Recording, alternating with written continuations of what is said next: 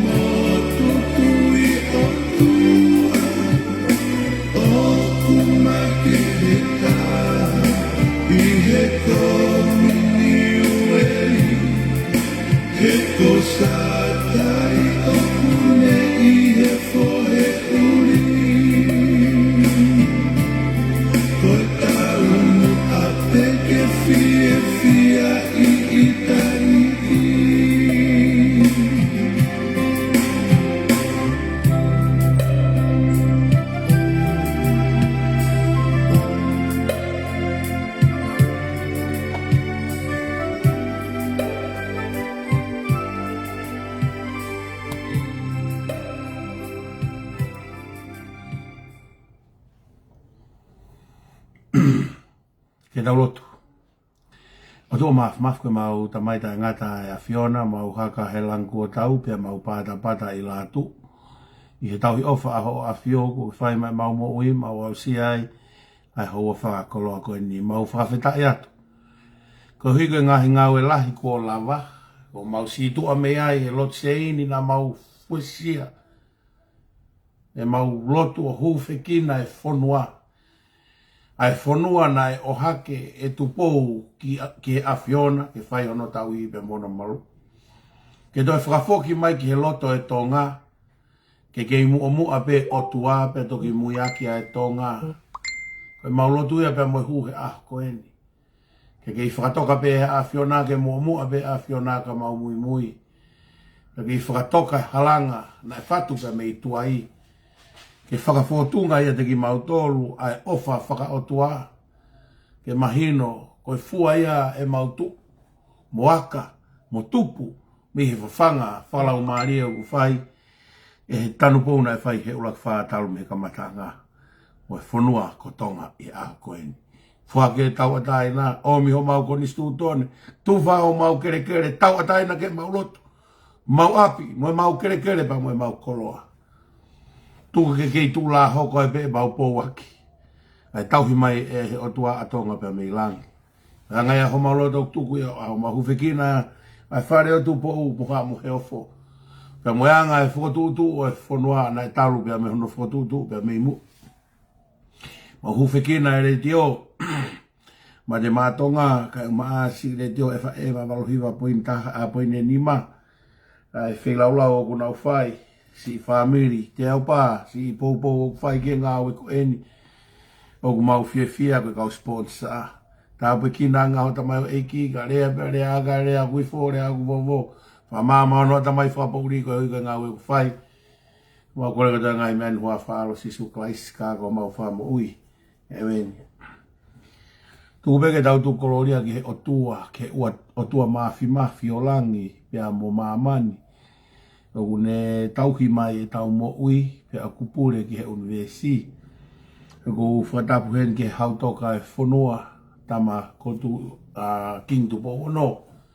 Fakatapu hen ke tahene kuini na naspautu Fakatapu ki he brinis kalauni, brinisi tu po toa Fkma'Ala'Ala, pe a mono fare o tu po mo he fo. Fakatapu hen ke konsela, pe ko Tomu'a o e tonga, e mau fokotu'u'unga i Australia, e taine prinsesi, ofa anga o e fonua. O fakatapu heni ki he whanau mo whakamokopuna ho piki.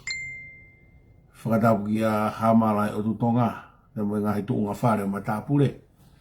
Fakatapu ki e palemia o e fonua. Fakatapu heni ki he ho e minista o e kalauni. Tapu pia mo e kau takiloto e Ngaahi funga waka, si kau whakaolunga tonga, mo si kau whakapaya hene lot maa ni on. Tapu pia mo e ongo whai whare a whewhine, whai whare a tangata. Kau talanoa fine mui, kau mase tau whanau. Sola pia mo e vulangi koto a pē, kai tuku mua ke u whakamalu atu he mo talak mo kā pui. I tala ku malu ai e fonua, ai tala o tua mo tonga, ko ku tofi a. Kai atawe mua e mo tua sewani tai o tua mo tangata. Whakahau koe tau polokalama au iloa, koe polokalama Tautapa ki Langi.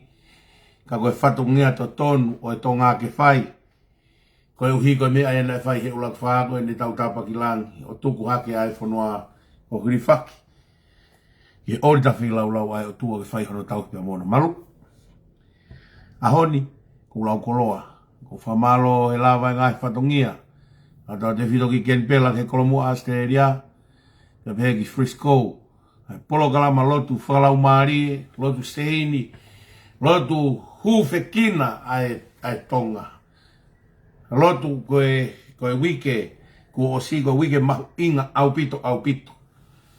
Ko hina lere fakataha e waha, koe lotu a Australia, pia moe lotu a ken pela, pia koe mea kou whakaofo ai, na kai ke whaha palani ke umalanga i sene, pia kai ke palani ke malanga i ken pela, kai whakahoko, pia tō loto he wike koe ia, ai konferenis, hono hiwa fitu, ai siasu wesiri ana tawa taina tonga. Nai tō loto ia e tau koe. I he wike koe, na kumalanga i sene, pia umalanga i ken pela. Na koe ni koe weekend, koe si iau, ki he tau kau tori, i Panda Perki, mea mo tau kai ngā tonga i Panda Perki. Pia ku neongo e ngongoa ai Ngaahi. Tala e lockdown, pia ku kai ke holomui pe fo iai, ai sevaniti, koe uhi, koe tau whalala, huia sihoa pe mono Ngaahi matawai. Pia ku tau lau koloa ai, pia lau ta puaki ai ki Ngaahi lotu na e whai, kamata menu sila, he tahine princessi, au mai ki Brisbane ki he whai fekau'aki, o sias whakatahataha ikai ngā tonga. Pia moengo koloa e ua na e lawe e motoa se vaniti. Maa si Moses e wakasi wola, mo tō whatongia na e whai pia me Frisco, kai pehe ki he malanga maari e au pito na e whai he toke tā, pia me LA.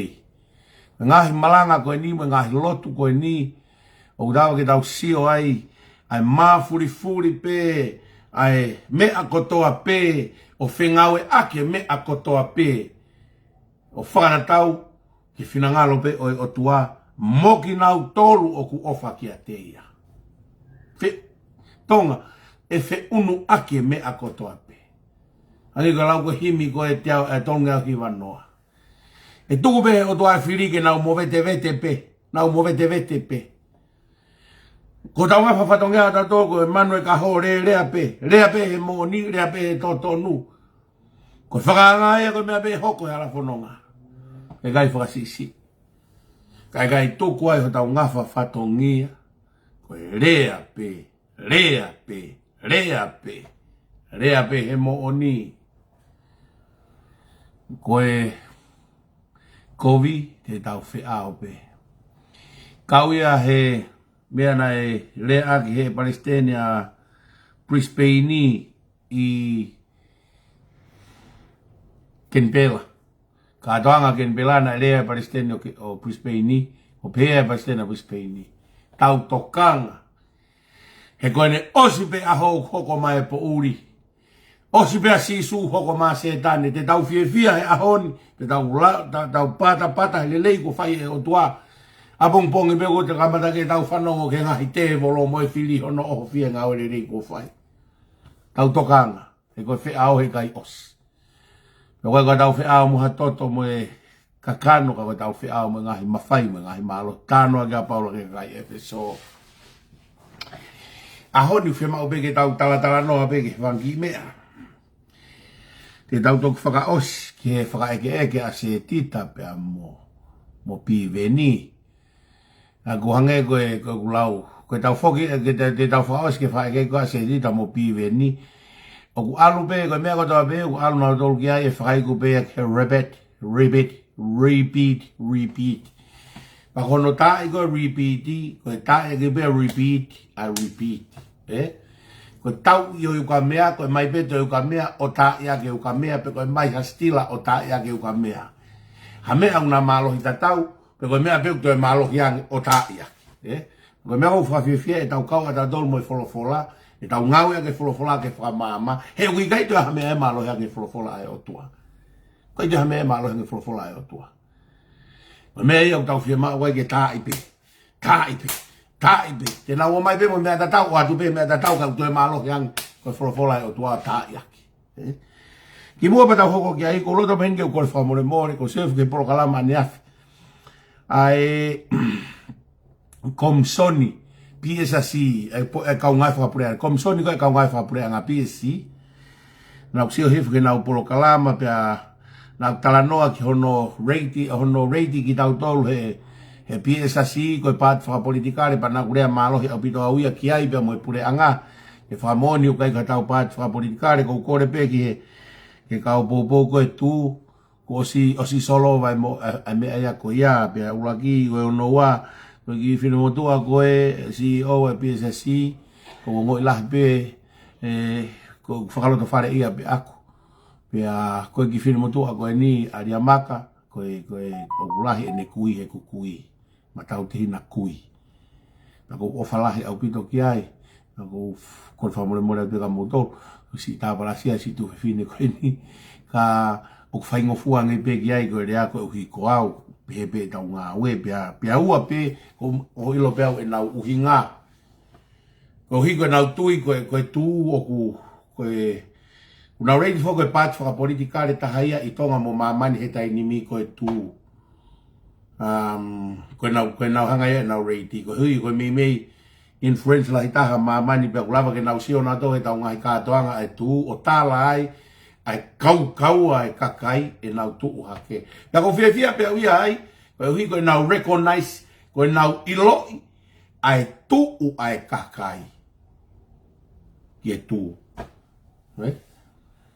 Ka ko tau tu e tu e ka me afa politikare, ka ko tu ko me afa sias, tu ai tu ia, ko hui ko ngo pouturi ke ua o e tonga, ko no fo akainga. Ai na talanoa kiai e seta fustua pe mo ana tau fekau'aki ko ngo pou turiki ko o konistutone o fonua ko no fo akainga fevetok ai ko kavenga ko kave ko ulaya no fo akainga ko kave ko ulaya pe mo lot fa kristiane lot asi suonga mela la ia wa ku tu wai ai konistutone fonua ko me apea ku tu wai tu ko hange ko lave ko o mahino au pito ke te auia e kai nga tua e uhinga koe ku reiti ai tau tolu ki he patwa politikare ko sio koe ki hono pou wa mo toko la he kakai ko mea koe nego ko toka nga toa kai nga tu he gua upeia ki he launga maho ki te hina e kui nusila na maho ki te hina ka te masi ko talanoa kau ngā ue kua niki kau tahalanga ko talanoa koe kau ngā ue fekau'aki mo e usu ko tamai o te hina ka te o sai pe pita nau talanoa na toki he usu pe kai whai pe ho nau taimi koe taime ni ko skaime tu e ngā ue ia ko lue ata sef ke ne mea rere o kei tau tu pe mea rere o si o usu kakake whai mo mai ke ngā ue pia ko ureanga tamai o te hina ko ureanga nau toro ai pe mo so susu to fai ko mo api he ko totongi au mo tolu e tai ngo mo ngawe ai ko tui ko uhinga pe ku hinga ke pi esasi he ko tu ko hange tu ya pat fa politikare ko ta ko hui ko ta ke laiki ai fai nga tui fa te volo ko patoa mo fa te ke te mo kala te fonua ke moloki ke laiki fai nga tui ko ya ko hi ke take over au to pe kakai e fonua ka tu i foi tu i mo o iki pe ku hoko pe ia ku hange hango pat fa politikare na fesio fa le ngo ko lai pe a have pe a movete patoa ka ko anga ia na uno fo e fesio sio fa ki alo pe kia tu ke ta fa ki ko ke pangingia ko tu e nia ku ni hanga malaki holo ngai mea au hange ko lau ke peki ko tu ia ku ikai ke tau pepe e tau tolu ki hata me ko tu i ke peki ke tau whakapāti o kai ke tau tu e tu peki whakamore atu ka he ikai pe ke mau pou mau tolu ke whakapāti e fonua he o ku tau osi sio pe tau tolu ia ilo ko whakapāti e fonua tau fu toko si moile ilonga au pita whakapāti e toko si Padata again, ilonga he family. Hangi ko tanoa koe fekau'aki koe mo nusila. Koe whakafofonga wharearea koe wahenga benkuri toko ua kilu. Ai kune whakafofonga i koe ke wharearea nusila. Ko tonga ia, o toko taha kilu pe ia ka whakafofonga kakai ia e toko taha fitu. Whakafofonga kakai e toko taha fitu, ki he toko taha kilu, ka ko nusila, ka tau ai pia nusila ko whipia koe si. Peka pai mai ki Australia, mahalo ko whakilu ke ni makilo ku represent e wharearea taha. Tam wharearea taha. Peka atu ki Amerika mo Britania, mahalo ko taha miliona whakafofonga i he wharearea taha.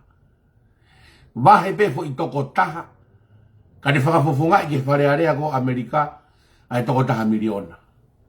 Ko tonga, wahe toko taha fitu, e nau whakafofonga i, ai toko taha kilu ke wharearea tonga. Sio ke tau fua tau ai. Pea ke tau sia tatou na whiunga pe toko hiwa ai. Tau longoa, te uwhiri wharearea. Pati kau mea toko taha fitu, pea whiri toko wha mei tua. Ke whakafofonga e toko taha kilu. Koe mea ku tau longoa ai. Fu toko si e kakai ke whakapati. Hange pe nia, ha tu mai peki he i family koe, tau pe i family o kone toko si hange koe ke whakavaha, kone whakatu tamaki hange. Mana tau he whatanoa, i matu a matau me no muka.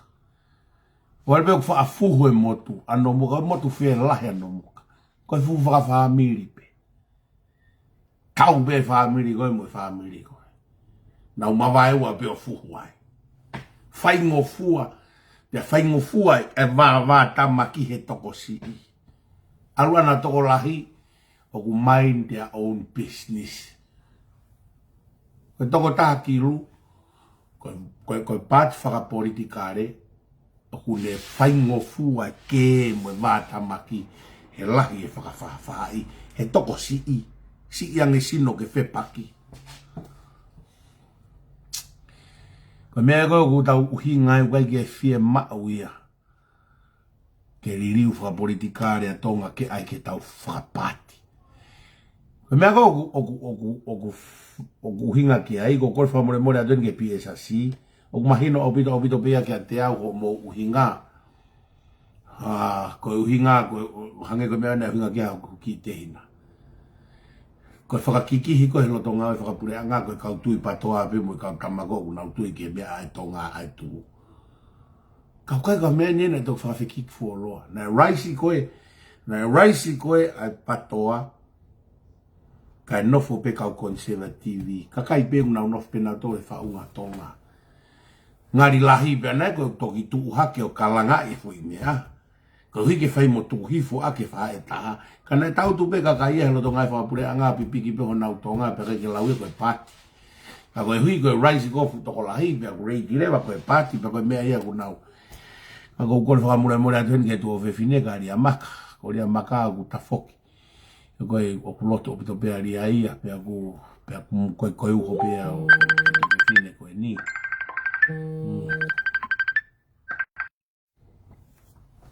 Mure atu e huma e telefoniko e. Atu ke tamte e tatangi.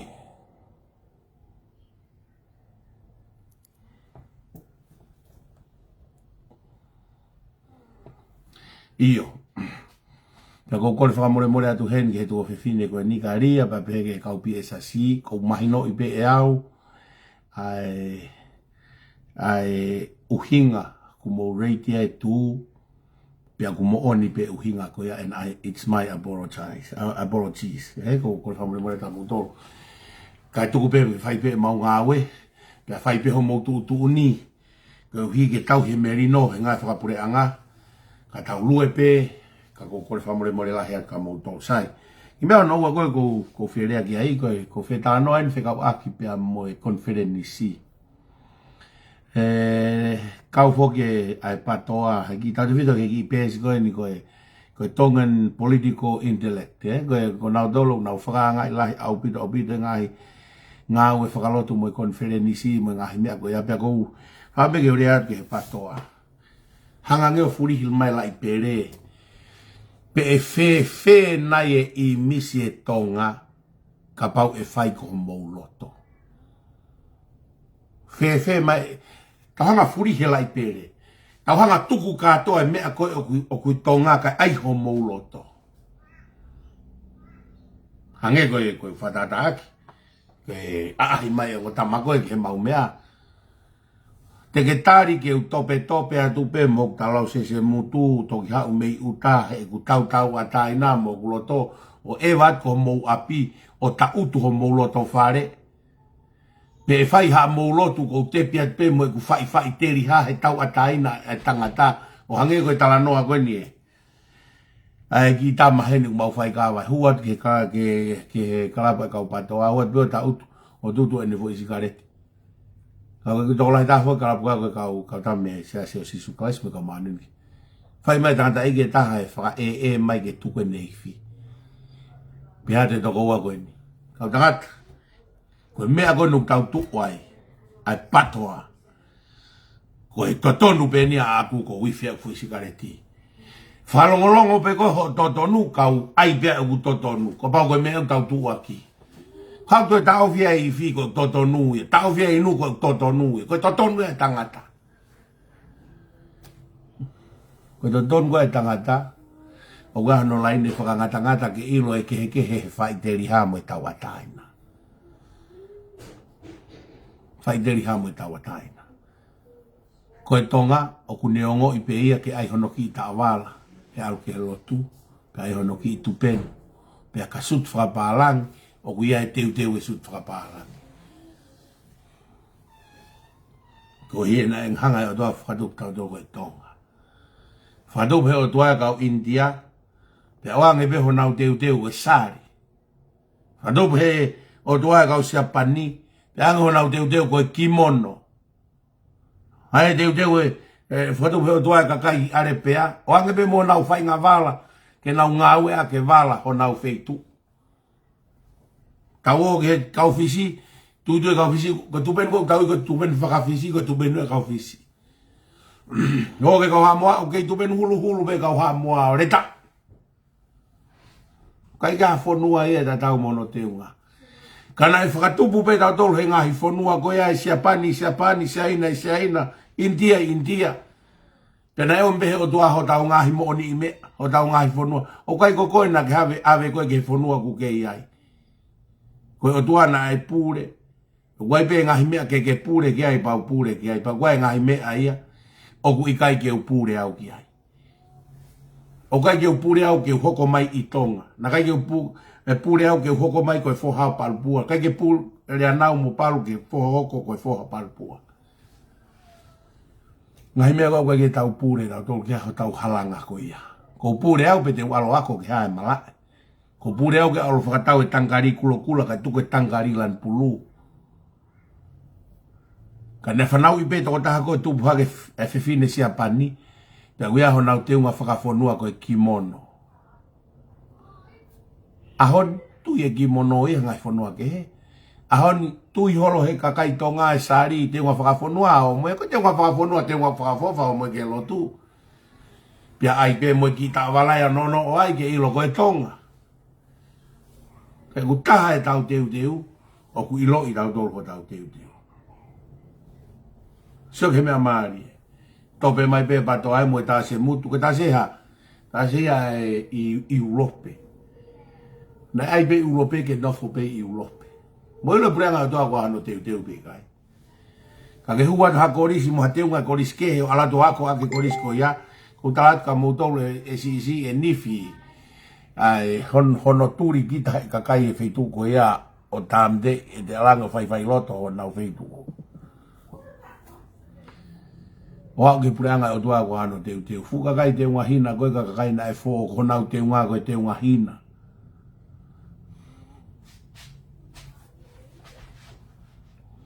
Ko me na gusio ki ai koe konferenise sa sue siriana ko tau tonga ia. Ko tau tonga koe tau mata i koloa koe lotu. Ange koe mea koe na kurea aki i he ngāhi programa e wiko osi mo e kurea aki koe sene. Ka tau ka eke. Ma programa e palofeza mo e programa pe mo lavinia tuntau i Kempela. ka eke ke mātua, pe ko ai ke tau wholau ka talanoa e mātua ka tau tolu, pe ko ha e tau ki mata i koloa. Mata i koloa koe na ere ake kau tangata i ke aho koe tau ki mata i koloa pe koe lotu. Mata i koloa pe koe lotu. Pe tau mai ki murina, tau mai mātua tau hope mo ki mata i koloa puke puke. Hange koe talanoa koe na whai koe tanila fisi i hoi. Kau tangata, ka kai tonga. Ona ia ha taim te mau fo i ai. He fokotu'u ai lotu i ha whainga wheitu'u pe. Ona mau fo i fokotu'u e lotu. Koe uhi koe lotu, ko mau fokotu'u e lotu he whawheitu'u. Ko mau hanga ia. O fokotu'u e tāpua ki he wheitu'u koe ia.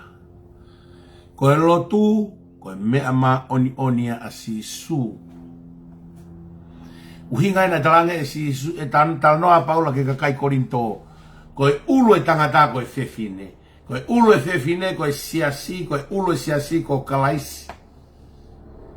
Koe tangata mo e whewhine, koe familia. Koe anga e whakahoko hoko, chain of command. Tangata mo e whewhine, e family, o kuna ulu nawa ke siasi.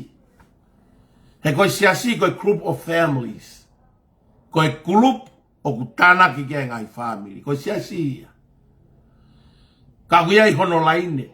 Ke whakaongongo e whewhine ke tangata e waifi ke usepani ti. Pia nao mai rewa ke he siasi. O whakaongongo ki he siasi.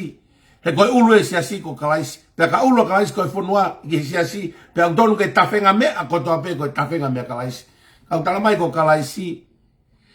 Ko folofola ririu kakano. Tā koe folofola koe halanga tawhenga ia o e ulu. Kia hai, kia whamiri. Kia tangata koe ulu kia e whewhine, koe ulu whewhine ke siasi. Ko kalaisi koe folofola ia. Ko hifo anga ia. Ko hifo anga ia. Pea koe ne tonu ia. Aho ni ulahe poto, lahe whaka uhi ngā ia. Pa onon pe siasi pe ia te ia. Pea koe mea ne wheilau ai mātua he aho koe. Ka whanau, ka whaere ha puaka. Ufanga e fakatapu. O kuto e ngai i puaka whorerei taha. Koe teu koe ka venga e lotu. Pea ka tō Hamala. Pea ai be Ngaahi otu. Pea ai e pula rerei taha koe Ngaahi otu e ke fua e whatongia e lotu. Ka moelo mea. E tō e pula rerei taha ke fua whatongia ke e lotu. E whohata tau ai pe. Ai foha mea na teu ke lotu, moi mea na kai ke teu ke lotu. He koe tāpua ki e o tua kere. Pe e tō pe kere tatau he taimu kotoa pe kei foha pe. Koe hiko tau whakamomua e o tua pe. Tāpua ki e o tua aia. Ai mea kotoa pe. Tāpua ki e o tua e mea kotoa pe.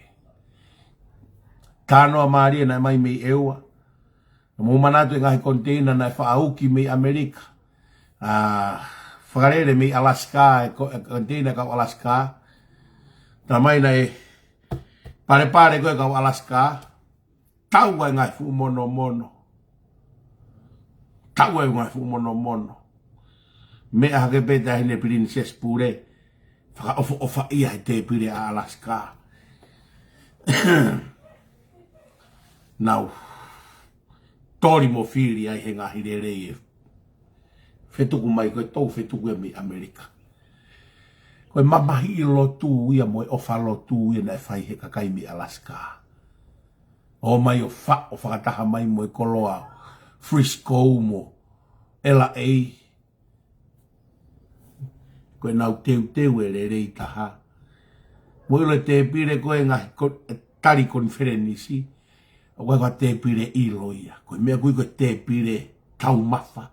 Koe whei tau mafa ia o e lotu. Koe hihe koe whei lau ia ki e tu i ngahi e tu i mo e otua. Kono ia ngahi te pire konferenisi. Koe whei tau mafa. Pea omi rerei taha ki whei tau mafa. Koe koe whai koe otua. Fie e ka inga mei Alaska. Fie a e whare lah. E nau pare. Mo aunga ki a nau tolu e nau teu. Tō e whare lahi o nau inasi, ka kaina nau iai, nau taktaha awe to e ngā. Me mea gui koe teu wheh tau mafa. o lotu. E koe teu ia masisu.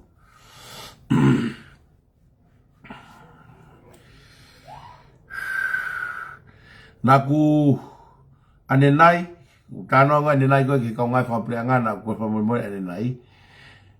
Naku sio he ki vitio koe hono ai koe a lei safi e ne rea koe ke kau ngai whapure anga. Kou whaka amu pe kau ngai whapure anga ke mo mau whanongo ki he rea koe a lei safi koe rea ia ai kakai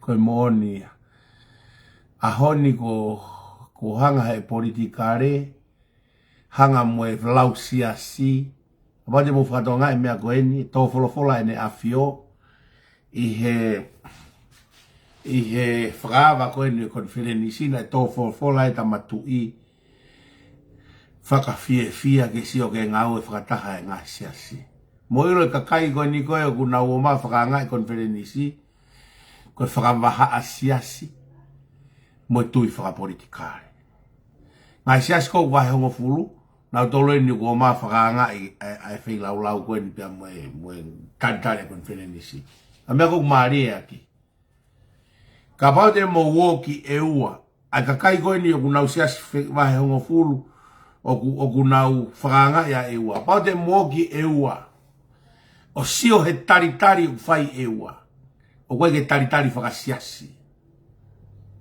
taritari fonua konferenisi e ua o tatau ai pe ia pe ko fe hasias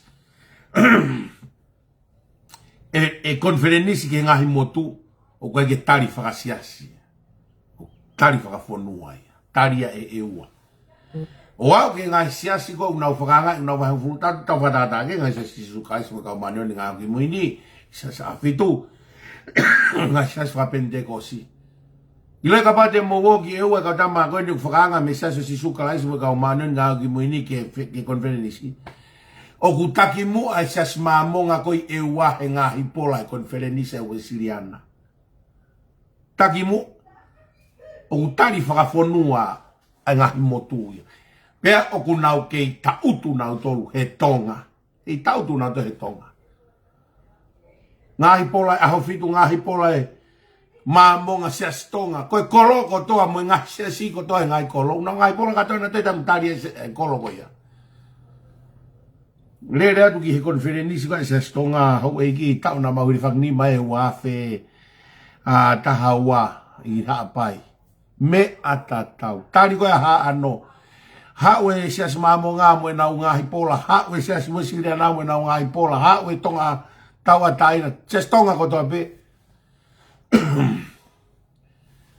Ko tonga pe, o kunau kei puluhi e me whakawaha sias. Ko motu, ngā ue whakataha ngā sias. Winga ne tō wholofola e tamatui. Tō wholofola e tamatui ke ngā siasi, e mo ngā ue whakataha.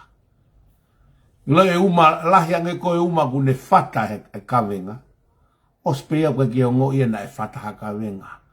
Maa e mea na e mama wha. Whaingofua e mea na e whaingata. No whakakoloa ia oe, ngā ue whakata. Pea pau na mou teke mea, pau na mou whatanga e mea na teke he ne a fio he ne tō wholofola.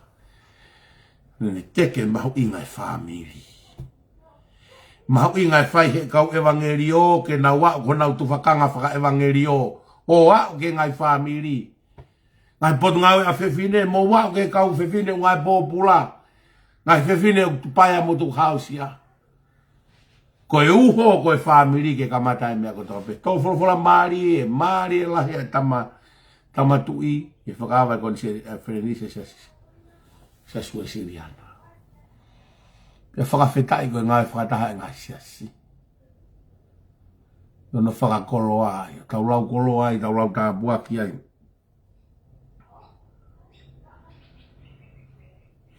Sai, utu peo ngari fuloloa te tau ki afe mai ke tari ngai whehu i koe na piveni. Koe pia na piveni, na hanga piveni o pehe, o ku te kiai ke kreimi e akirisi ia, koe pati a ana. Koe uhi ngai ni ki he longoa a koe e te mo he tainimi o taktaha claim. Koe te mo ia koe mea peia a mea. Koe te mo ia koe mea peia family o akirisi. Ai whaingani. Koe te mo kalatia koe visone, ko mautolu puke visone. Ange whaingani. Koe te mo kalatia koe patoa ia, koe ngake patoa. Koe patoa ia, ange koe Fema uia ki ai visone fo'ou. Koe palparema ia koe he patoa. Tanta ia ni fakau'inga. Hangare vai piveni o mono i mai fakau'au koe ni. Te kiai ke claim tu o taha. E akirisi ia. Koe patoa koe ne mea.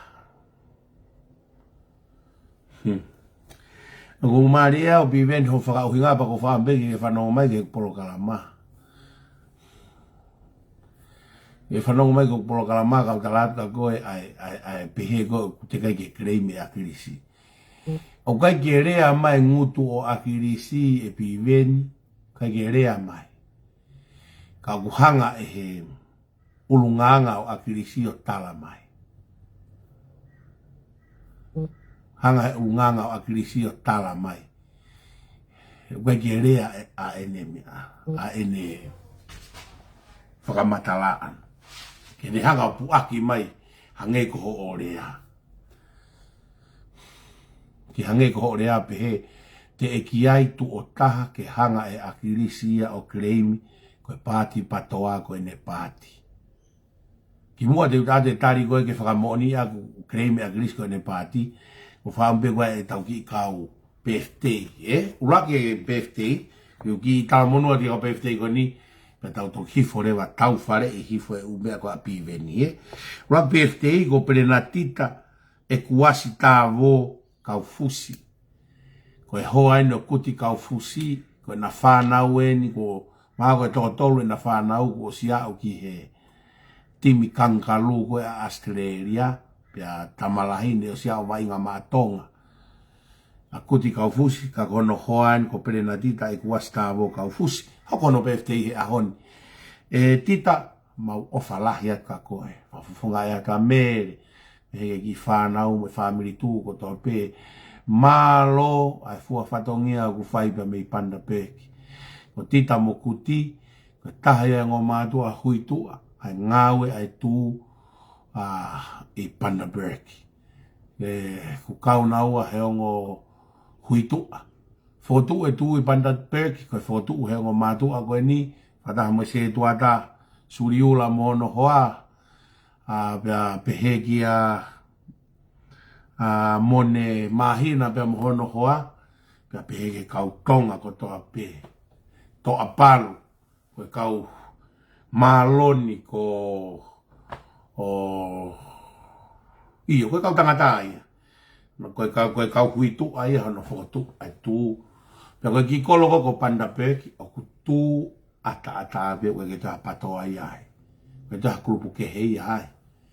Na tu ada be ta ko fefine ko ni ko no birthday a ona perenatita e kuas tavo ka fusi ne fana o ne riki fana o ni race ko sas katolika en race fana o ni he o matua pa ku manu meri e mau be de sio ke he o matua me na fu fana ko na fo ha ne ka fusi ko no ke va inga ko ni state of origin be va inga timi fa fonua Australia ko fo ha ia fa e ko ni o sia perenatita me maulotu ia ke hanga pe o tua tāwe kina koe, mo tataki koe, mo whakaivia koe, ko hi koe ngahi ngawha whatongia na mo whai ke he lotu, koe tau hiene sas katolika, ai hoa, o plena tita, ko mau wheo hi mau be, whaarere atu, i hanga o tua tataki ho halabe, ke o mea ngahi taulahi ka koe, e plena tita, koe uhi koe hala whanonga koe ni, ke whanau pe mo whangamoko puna, ke mata ai kakawa na to kakawa o mo tauhi o mo fufanau ke whakalakala kai monu ai mo uilelei ke te koe pe mo family ko no ua ko tani sione te aupa ta ua taha ko no ta ua mo fulu mataha fo haine to ua koe ni ko sione te aupa hoko sione ta ua taha na urere ki senewa o ko nau api kau te hina ine o nau hanga sponsor at polo kalama Tautapa ki Langi he atu site. tau te hina te aupa brothers pe mi malapo ko nau tolo ko nau hanga sponsor ai programa e ahoni ko ki fo haine taha e kau brothers ko no ki fo haine mo puna ino rem te aupa o malapo a foi te au ko tani sione te aupa tauataha e sione te aupa e tani o ku watu e talamonu ka koe mei he family tu pe mo e whangatoko wa ngaahi fae ngaahi kamai whangatoko whaafini e hanga o doa tataki ho hala whaingata e taimi o talamou pe kumi hawhalala anga whatatau pe mo e laumari e ku hanga o doa teu maau pe koe o tua o kune omi le leitaha God always provide the best. He never give halfway, he always give it all and give you the best. E tāpua kina koe e o tua tāni bane whakamalu koe bane tataki koe ho hala ko hi koe kahau ho mo ui ko ata green whamore ata green ko hina e hoko he aho tōna ki ko ene toki lawa ino whainga mare whaatau polokalama e hoko sia ho a whaele'i ki tāpua kina koe e o tua ata wange koe tau koe e anga e tau nofo mo e whio whani e tau nofo whai mo hala whanonga u tau ngāwe ai koe tau pātoloaki ai teke langi o tua ke whelaka i pe ki mu e tau ngāwe whatatau ke ne keresi pia mo e ne o wha koe whakaosi ko ki tu whewhine si taha ko Gillian Mary Pua Senduri Gillian Mary Pua Senduri sireni wo ke fuulahia tuku ai KCE mo anga whakani ko wa ke tāpua ki koe o tua little sister ai pehe ko si kia siare pa mo ki whanau mo peoro pa mo fusi mo toenga whanau na mo ka pehe whaka Steven Leka ke tāpua kina koe sirieni e o tua pe tuku ai matatangi mo whaalahi no tafulu i koe he taha mo kotoa pehe tau family o whaalahi atu ko ki mata o ke ma o ka PFT fia sai tau foki mai tau tolu ia ke tau main fruit e whaka osia e tau polokalama i he ahoni koe hui koe pehe koe piveni o tegai he aki pe whakamatala'i e Siaosi Pohiva koe ouna ia e patoa pe tene kreimi e patoa hange koe whefusi aki u whai he ahoni e patoa o ikai ke rea a hono ngutu ka guha hene tō onga o whakamooni a kieni. Talo e tuu e pāti te mokalati, nau tuu pehe, kulupuhe. Ka mata e agirisi, koe ngotaki lotu, pāterisi o whinau, pia pehe ki a amanakawea, kau atai mo starlighti tui nau vai, koe kau fatu ia ka mata. Wao mai koe polokalama ko futahelu. Sai, talamai e a Siaosi Pohiva ia, e piveni ia, te kai ke reimi tu o taha e a kirisi ia, ko ia kune ouna e pāti. Ko mea o maari aki, te kai ke ne reimi ia ko ia kune ouna e pāti. Kai osi e kakai de rei ko toa pena ngā ue moia he auti kai kei toe whakataha toko taha pehe pāti. Māri kai ke ouna e pāti, kai nofo toko taha e ka hau pe kakai alu. O ku mahino le waia, ko hai pe ku loto le rei ki ai, pia ko ia pe e kau he pāti. Mu whanonga le rei mai patoa. Hange koe mea koe na lau e piveni. He piveni te kai ke kreimi e akirisi ia tō taha koe pāti a ana he koe ahoni kua ke e pāti o tala he whana akirisi koe pāti pēe nau tamai tala he whaingani koe pāti ai pure viso ne tala he whaingani kua mate akirisi koe pāti koe unu ki ha viso ne fo ou koe ngai whefusi aki e te tamai ea piveni ne te kei whanongo tō tahu kreimi akirisi pāti piveni o kulalakange ai ha he ngā ue a akirisi e ne kreimi e pāti hane ha o puaki mai o hange ko o whakarea. Ke pehe ko hame nai alua i a futahelu, alua i a toke tāmana kawea, alua i bea mo pātesi o whinau, alua i bea mo ispulu, alua i bea mo teisina fuko. Hamela alua kakai ka nofo pe he party. Ko tamako kai ke ne kremi ko ona. Lava yo alu ka tu kakai ya. Ikai. Na alu kakai ko hi ko ia. Mo party. Bene alua kakai.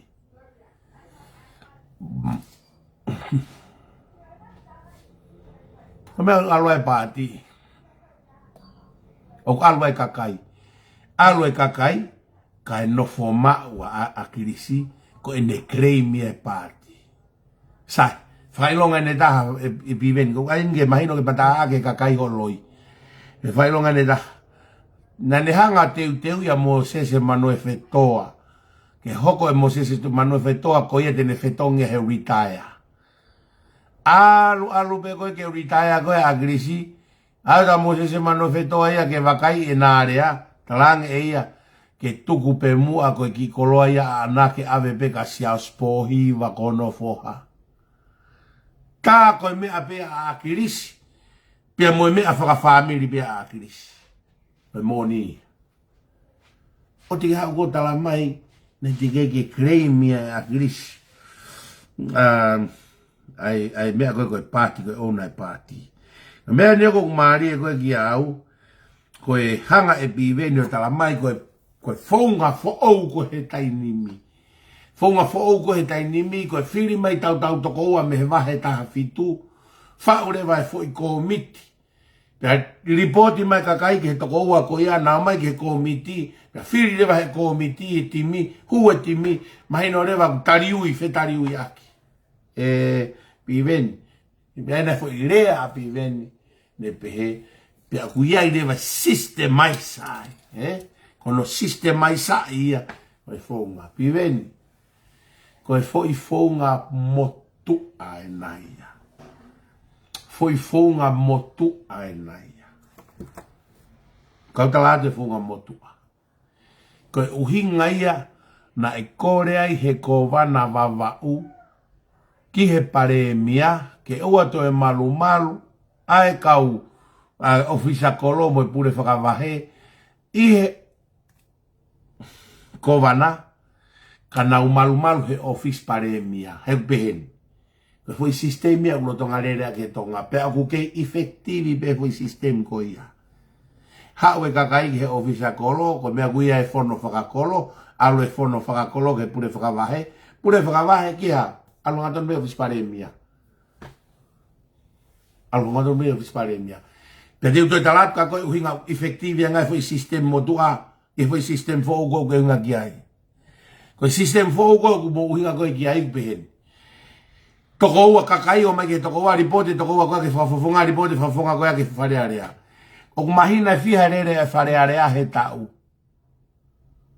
Ko ne tapun be fare area pa ke te fare area pa ke te ngau e ka fafonga fare area ke ave fe mau e kakai hala'i. O fe mau ke aho pe tolunga o nonima ngau e a koe e fekau'aki mo fie mau ai kakai. Ko e uhinga ia koe o kuto o mai ai. Ai pure whakavahe mo ofisa kolo o tariu hangatonu. Kia ofisa e palemia. He kono uhinga ai. Ko fie mau ai kakai ko fie mau bimbi sanuari ki tise. Matala ke ofisa kolo ke pure whakavahe. Pe aku atape ofisa palemia me sanuari ki tise. Ma ki heri poti ai kakai mo ne fie mau. Ko e hui alwe ki whare area. To e fōu ia mi whare area o whakatahai. Ko inga kok fe mau ai ke hanga tonu pe office palemia he ulava pe office palemia fai tu uni pe tai mi ko ke effective me kok fe mau ke tokon ke kakai. Ko me kok talatu ai o ku ke plaka nge pe foi system motua he foi system ko no ku mo mai pe ke hau ke hanga ko me kok maria ki Piveni ko o fa o foi systemi o si pa ke o anga ke Siaosi ke takai ha ke moia tu'uaki pa ke hau reva ko o whamadala e benefit mo lelei e fui sistemi kai alu hake mo tu e koe mo fumea na ke whau whakahaa mai ke kakai koe ndeu tā halu e au ki whakaukau mo fokotu'utu'unga fui sistemi koe na tau tokoa mai pa hau ke komiti pa whiri he komiti koe ka wharearea alu ke loa pe tae mahino pe hake koe lau koe ko wana wawau koe ave umea ia ke wharearea e ospeto wharearea koe te ke whangau e ki ai huma to wharearea fōu mo kakai fōu ko ta omia mea ena ho mai mo ka wharearea koe mea na toko si Palopare mai. Koe mea ia ku malu ai o ki he ofisa kolo tala kia palopare mai ofisa kolo ke pure whakawai rewa. Ki he ofisa palemia ku malu e ka ofisa kolo mo pure whakawahe me ofisa palemia. Pako ne patoko pe ofisa palemia o atu kiai whenga i peke tari o mahi taim ko ia. E kai ke toi tari ko whare area ia ku lolo hono alanga. He koe whare ia o e whaulao. O koe kai koe whare ia. O kai koe whare ia. Ke toki ke o atu pela unga me he to kamata whare area au ke he osi. Ikai. Koe nau mea ku whai ko hono makiri patseti e fonua. Sio ka mea au hala'i. Ya nau ngofua ke nau whakailo. Mo area i Ngaahi mea. O ku hoko he lotonga i whare area. Pea te whito i mea koe whaulao. Fakalelei'i lao. Ko higo nofo ai fonua. Tuku e loi Piveni. You are a liar.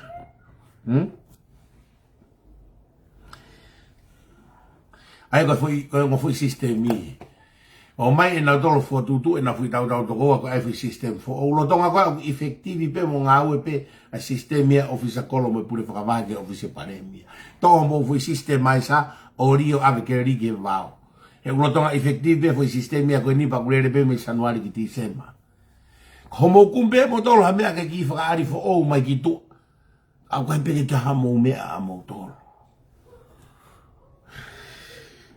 Ko mea ko hinga tuai o alue ke whakaofa. Ka tuku mai mo whakaofa ka alue ke whakaori. Ka tuku mai mo whakaori ia. O alue ke whakaloto mamahi. Whakamamahi loto, whakamamahi mata, whakamamahi whakakau. Ko mea kou tau maari e iai he ngā unu koeni o tau rotonga iai.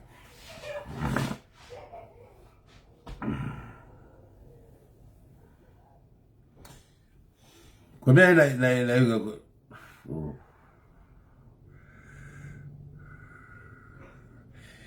taimi koe nai hanga e Setita ai, tai tau whakaoske ki whi mea koe ni. Taimi koe nai hanga koe Setita ko ai fui whehu i koe ni. Whi whehu i nai whae Setita ka Piveni.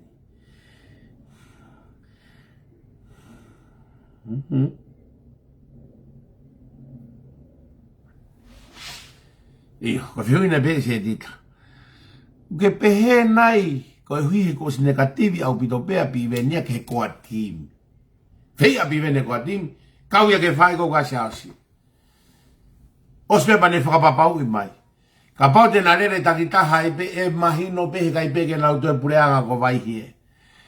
Pea tamai rewa, ko whemau pe nau tolu ke nau ki ngai whakataha kai to e haa manaki. Kai osange koe ya, kune tāpala sia whae koe, ka sai whae koe. Ya skapa to e talamai ki aike nau ngai whakataha. Ka kuhi koe eke koe e Setita koe ka Piveni. O talange ke ka Piveni pe te nau ngai whakataha. Ko fui iri koe Setita, ko hinga Setita. Apa o negativi pehe ki he koa team. O se mahino pe ia e ai e team, e risi koa team ke nau kau whawhafonga. Pe eke Setita ki ai, pe te whiria kau whawhafonga fo ou, pe e o pe o te whakataha. Ne o koi whokea pai ane tari e whihi ai. Apa te mō lau, ka ere whi tari o pe, kai ke ilo a tahe me hoko a pongpongi. Fo i tari whakana whala mo tu'a. Kai ke ilo a tahe me a pongpongi. Koe uhi, koe ha. Koe ne whinga ke avoid. Naha ikai ke hoko e mea koe une pritiki hao ni. Pea koe mea tene olunga heo. Boom, crazy lalo. Koe mea kune avoid e mea koe. Ene pehe koe koe ke ilo hataha pongpongi. Kai lotonga koe ai. Koe mea na hui e Setita koe whiwhehui. Lotonga confident hene whakamatalamu ene whie maume mea. Pea eka tu koe koe pepe ke e lava peke nau tue whakataha mo fotua pure anga. Ni tamai aku ngataha politika pong. O beha na confidence nele ya. Gange ko au be. Ila te ko firi ka ne tatua pe mo Siaosi Pohiva. Mautano ai mo whakatoa tamai ka tamni ke mau be Siaosi Pohiva. Tangai mau e hai kan. Ne tatua. Patai mo ne mau e ko Siaosi. Ai admit kana tolu na hala kana usio be mau ne tatua. Lo te ngone tuk mate maroro ne tatua ta mo ye ko taime ne tuk mahino kai uinga na nga tua alawa Siaosi ke ne mau. He ka pau, na mau e ne tatua. Peheni te whakamoreke he pure anga te whai whiri fo he taimne si pekia ne tatua. Mea kotoa pe, o alkono halanga, o fokotu'utu'unga pe a sioma. Mea koho tau ngafa whatongia, e tau pore pe fokotu'utu'unga sioma.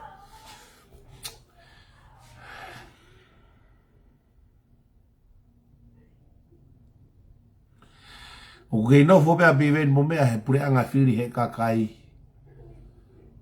Kaupe moa ui ai. Nofo he pure anga whiri he kakai, kai peheni. He whiri mai he kakai, kau whafofonga ki whare area. Kai whiri he ene awhio e palemia me whiri he kakai. He koe whiri me kakai. He hanga he ene whiri ene awhio o tāmatei. Ai lau whakapāti. Mo ilo mea kou whakaofo ai. Ilo mea kou whakaofo ai, kono whakaofo. Koe uhi, koe.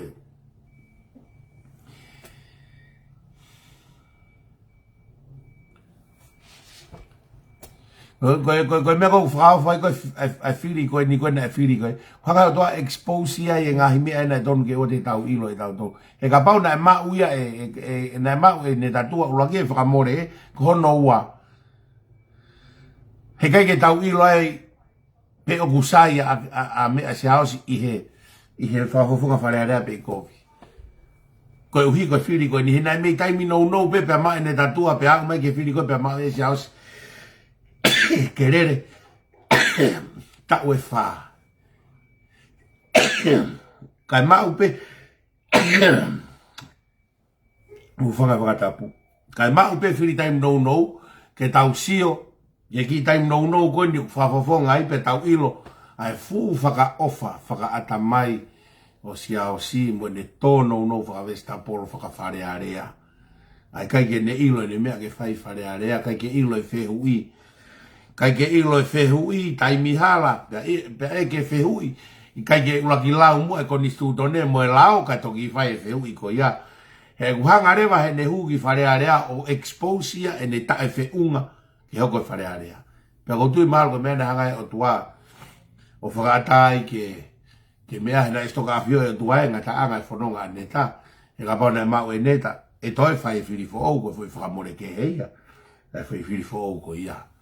Ki mea whaosi pe koutokangi ai o ingo me kai. Tonu ke sio mamafa au pito e pure anga ke whaunga e whai a ke whiri koe ni. Ke toi wakai he pure anga ai fonga ke whai a ke whiri koe ni. He malawa ke mau i he whiri koe ni ai mooni o e tau ngā ue mwe whiri a tonga. Mau kore te pure anga. Toi wakai, analaiso. Ka mea pa mai so tia o nau ngā ue mwe kau whai whiri.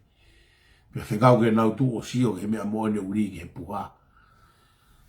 Cheki mwe IT. Cheki mwe IT. Alat mwe passporti. Kalai ki kou, kai mai no, wakai e passporti. Pe tae steme ne toki arrive at peke ala to kau he whiri. Ngahi mea koe au tonu ke toka ngalahe au te pure ngā ki ai. Tau whawhetai peke he o tua koe hui koe tau i ai o tua koe ma tau tolu ne kei tataki ki tau tolu he ala whono ngā whata tau ke lai. A ene alo o wha, pia mono whina ngalo, koe mea u tau fie ai. Koe hui koe tau ilo pau e mea u tau tui mo kau ki ai. Kataki. Ko talamonu atu ke mea kotoa pe. Tau fie pe koe hui koe o tua. Kune tau tolo kata tau ke lahi ene kresi. Pea mo ene alo o wha. Ka tuku peke tae whasi koe ni. Pea toku whaosi ake e tau mea.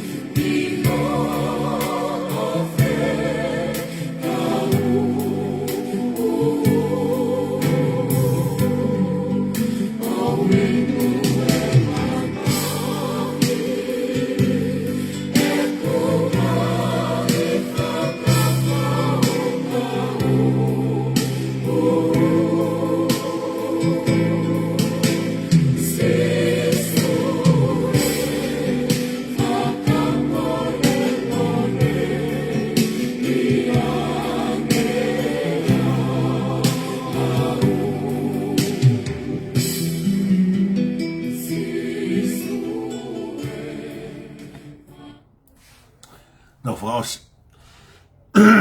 Ko tō mafu mau tamaita ngata e a Fiona. Ma wau magi he tō mui ngau e aha koeni mau whawhetai atoa i ki hua wha. Mau whawhetai pe o tua koe mau ilo koe keke ri aki ki mau tōru. Ko koe o ku mau anga kiai he mea kotoa pēku ke whakamama hau mau sino atamai pe mo mau lau maarie. Ke whatatau pe ke whinangalo mau no na ho a fio. Ta mai koe moni o ku ke anga tuku ke te ki mau tōru ke mau rea ki koe moni whakaotua ia. I he whakamama whakaotua. Mai ku ke a fio e whilaulau tuku o mau ao he ahoni. Si perenatita e kuasi tāwo kau fusi. Si tani sione te au pā ono tau o ngfulumataha. Si ata Queen, pehegi a Silieni, Mary, Pua, Senturi. Ngaahi hingo aia ngai tunga kaunanga, ngā tamai o eiki. Mautuko a gea ke orita whilaulau a fio, e whai ai hono tonu maki. A e nau ngāhi mo ui, e a ofa pēta mai ke toi tāpuaki mai ha ngāhi aho kulaki. Mo ki nau tolu o nau ngāhi loto whare nau whanau, me whanau e nau whanau. Tua ke tataki a e toi ngau e aho koe ni pia mono hala whanonga. Whakaibia ngea ki mau tolu ke whai pe halelei. Whakainoa ki mau tolu o vai i o la, whawhanga i o māmo ui. Mau kore koto ngai mea ni kua whaalo sisu klaisi, kia pe kereso mau eiki.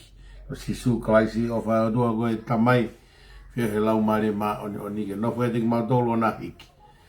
Kai whai peo tai ngata. Amen. O whaat ka mau tolu, pe whai tāpiki na mau tolu e o tua.